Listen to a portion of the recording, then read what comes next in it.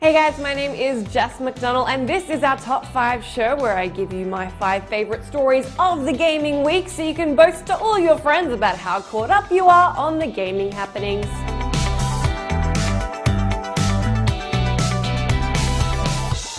First things first, copies of notoriously terrible Atari game E.T., which were buried in landfill in 1982, have been dug up. Microsoft, who is making a documentary on the crash of Atari and the legend of the buried games, commissioned the dig. The search was initially approved in June, but it took until early last month for Microsoft to finally get the go-ahead. Whilst ruminating on the terribleness of E.T. has been a shared opinion, you guys have mostly been discussing what should go back in the hole. The most popular responses at the moment seem to be Kinects, copies of Aliens Colonial Marines, and copies of Knack. Let me know what you'd put in the hole if it was up to you. Yes, that's something I actually wrote down and decided to say in an internet video.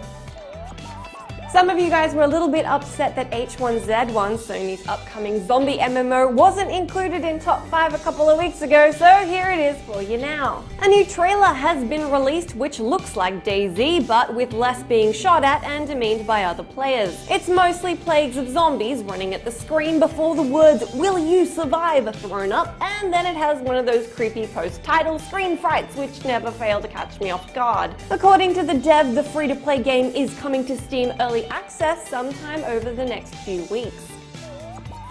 According to industry research company DFC, PC games make more money than their console counterparts. It didn't used to be that way around, but analysts are claiming it's because consoles are a luxury item, whilst PCs are seen to be a necessity, giving them a broader audience. As for genres, MOBAs like Dota 2 and League of Legends are the most popular in terms of usage. Regardless of this switch, it is expected that the new generation consoles are likely to push revenue back toward their favor.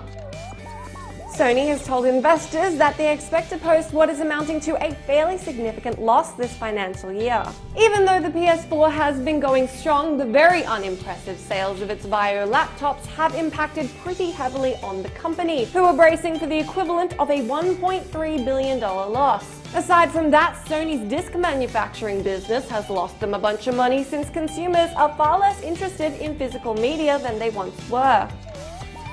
And lastly, this week, the cast for Star Wars Episode 7 has been announced. I know it's not strictly gaming news, but think of the future game tie-ins. Also, I think it's pretty cool, and this is my show, so I can probably do stuff like this.